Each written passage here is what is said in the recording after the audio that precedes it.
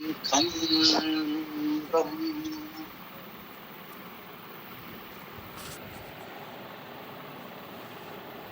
ओम पुरुष सूक्त ऋग्वेद मंडल 10 सूक्त 90 मंत्र 2।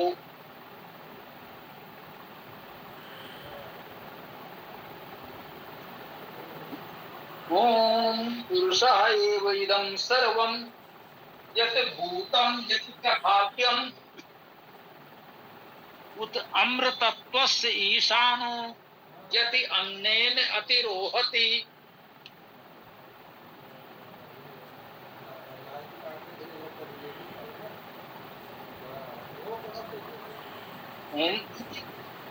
हो चुकी सृष्टि जो होनी है वह सब कुछ परम पुरुष ही है। कर अन्य प्राण से आरोहण वह अमृत तत्व का ईश्वर है। इस मंत्र का भाव यही है कि जो कुछ हुआ है, जो होना है, सब कुछ वह एकमात्र ईश्वर ही है। कह रहे हैं ओम पुरुषाय इदं सर्वम। पुरुषा अर्थात पुरुष, ये पुरुष सूक्त है। परमेश्वर को पुरुष नाम से कहा गया है। पुरुष का शाब्दिक अर्थ है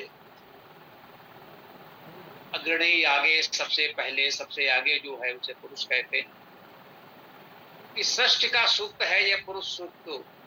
तो सृष्टि रचना से पूर्व सबसे आगे केवल ईश्वर ही था, इसलिए इस सूक्त में ईश्वर को प्रमुखता से पुरुष नाम से कहा गया है। कह रहे हैं पुरुषा एव इदं सर्वम। पुरुषा पुरुष एव ही इदम यह सर्वम सब, ये सब कुछ पुरुष ही है, ये सब कुछ ईश्वर ही है। इस सृष्टि में जो कुछ भी हम देखते, समझते, जानते हैं वो सब कुछ पुरुष ही है। वह ईश्वर है, उस ईश्वर के अलावा और कुछ है ही नहीं। इस मंत्र में अभी मुझे प्रतीत हुआ बहुत स्पष्ट रूप से ये बात कही जा रही है, यत भूतम यत च भव्यम। यत जो भूतम जो हुआ है, यत जो भूतम हुआ है, वो होना, भूतम जो हो चुका है, जो हो गया है। यत जो च और भव्यम होने वाला है, भू धातु होना, भूत जो हो गया है, भव्यम जो होने योग्य है, जो होने वाला है। कह रहे हैं कि जो कुछ हो गया है और जो होने वाला है, जो हो चुका है, जो होने वाला है, पुरुषम एव इदं सर्वम, ये सब कुछ वह पुरुष अर्थात ईश्वर ही है, इसके अतिरिक्त और कुछ है नहीं। तो उत अमृतत्वस्य ईशानो, उत, ये उत अव्यय आता है और के अर्थ में, जैसे हम लोग वर्तमान बोली में और कहते हैं, तथा एवं आदि का प्रयोग भी करते हैं कि वो ये उत और अमृतत्वस्य, अमृतत्व अर्थात अमरता, नहीं मरी मरना, मृत मरा हुआ, तो मरे होने का भाव,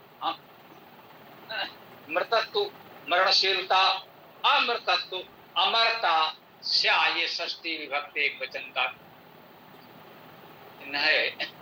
अमृतत्व से अर्थात अमरता का, ईशानो, ईशाना अर्थात शासन करने वाला या शासन करता हुआ। अमृतत्व से ईशानो, अमरता का शासन करता हुआ। अमरता का शासन करता हुआ का भाव यही है कि वही अनादि अनंत अमर है और कुछ है, से सब उससे उत्पन्न होता है, और जो उत्पन्न होता है वो नष्ट भी होता है। केवल वही है जो अमरता का शासन करता है। यत अन्नेन अतिरोहति, यत जो अन्नेन अन्य द्वारा,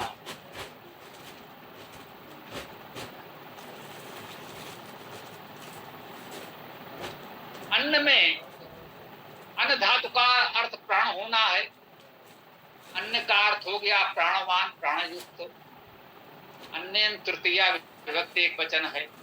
अन्येन अर्थात प्राण द्वारा, अध धातु का अर्थ खाना है, उससे भी अन्य शब्द की व्युत्पत्ति दी जाती है। तो अन्न का अर्थ जो कुछ खाया जाए वो अन्न भोजन इस अर्थ में भी ग्रहण करते हैं। यहाँ व्यापक अर्थ में प्राण हमें अधिक उपयुक्त प्रतीत होता है। यत जो अन्येन अन्न द्वारा अतिरोहति अत्यंत आरोहण करता है, अत्यंत ऊपर चढ़ता है। इस मंत्र में बहुत स्पष्ट ये बात कही जा रही है। और मुझे लग रहा है ऐसे बहुत से मंत्र हैं जहां इतना स्पष्ट कहा गया है कि सृष्टि के याद में केवल एकमात्र ईश्वर ही था और कुछ था ही नहीं।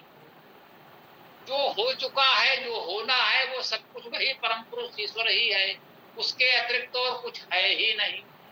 अमरता का शासन करने वाला वह ईश्वर ही है, अर्थात अनादि अनंत अमर जिसे कहा जा सकता है वो ईश्वर ही है। शेष तो सब उत्पन्न होते हैं और नष्ट होते हैं। और वही अन्येन अतिरोहति, वही प्राण के द्वारा अति आरोहण करता है। जो प्राण है, चेतना है, वो जो कुछ है सब उसी में है। उसके अतिरिक्त और कहीं कोई प्राण, कोई चेतना किसी प्रकार की हो नहीं सकती। तो पुरुष सूक्त सृष्टि का सूक्त है, सृजन का सूक्त है। सृष्टि से पूर्व क्या था और सृष्टि कैसे बनी क्रमशः, ये हमको इन सृष्टि सूक्तों में बताया गया है, जिनमें पुरुष सूक्त भी प्रमुख सृष्टि सूक्त है। तो जो भी सृष्टि सूक्त हैं, पुरुष सूक्त, हिरण्यगर्भ सूक्त, नासदी सूक्त, भाववृत्ति सूक्त आदि, तो वेद में बहुत से सूक्त हैं जिनको पुरुष सूक्त, जिसको सृष्टि सूक्त के रूप में माना ही जाता है। और वास्तव में अनादि तत्व कितने हैं, अनादि किसे किसे माना जाए, इसका निश्चय तो वेद के सृष्टि सूक्तों से ही होना चाहिए। और वेद के सृष्टि सूक्तों में बहुत स्पष्ट रूप से सभी में कहा जा रहा है, सभी सृष्टि सूक्तों का आरंभ यहीं से होता है कि आदि में सबसे पहले एकमात्र ईश्वर ही था और उसी ईश्वर से संपूर्ण सृष्टि बन रही है। तो यहाँ पर द्वैत त्रैत आदि बहुलवादी विचारधारा का चिंतन का एक प्रकार से निषेध हो जाता। यदि हम वेद से प्रमाण खोजने का प्रयास करें तो सृष्टि सूक्तों में स्पष्ट दिख रहा है कि आदि में तो केवल एकमात्र ईश्वर ही था। तो बिना किसी पूर्वाग्रह के वेद के मत की बात करें तो हमें तो यही प्रतीत होता है कि जो एकत्व की भावना है, जिसे अद्वैत भी कहा जा रहा है, कहने की मतलब एकमात्र ईश्वर की सत्ता है जो अनादि अनंत है, से सब उसी से उत्पन्न हो रहे हैं, उसके द्वारा उत्पन्न हो रहे हैं, उसी से उत्पन्न हो रहे हैं।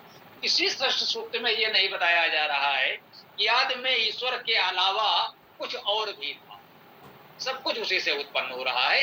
ये सभी सृष्टि सूक्तों के आरंभ में हमको बताया।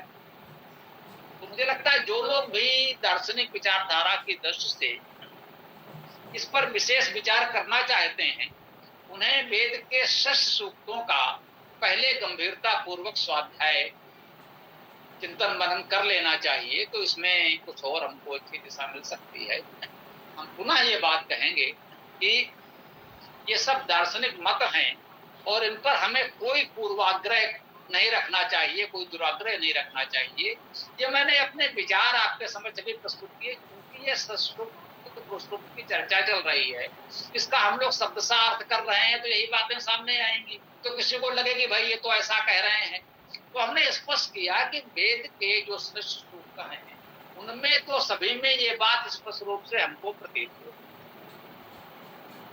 परंतु फिर भी प्रत्येक व्यक्ति स्वतंत्र है। यदि किसी को लगता है कि तार्किक चिंतन की दृष्टि से या किसी अन्य ग्रंथ से मिली हुई किसी सामग्री, सूचना विचार के आधार पर कोई द्वैत को या त्रैत को ठीक समझता है, तो उसके अपने विचार हैं, वो स्वतंत्र है।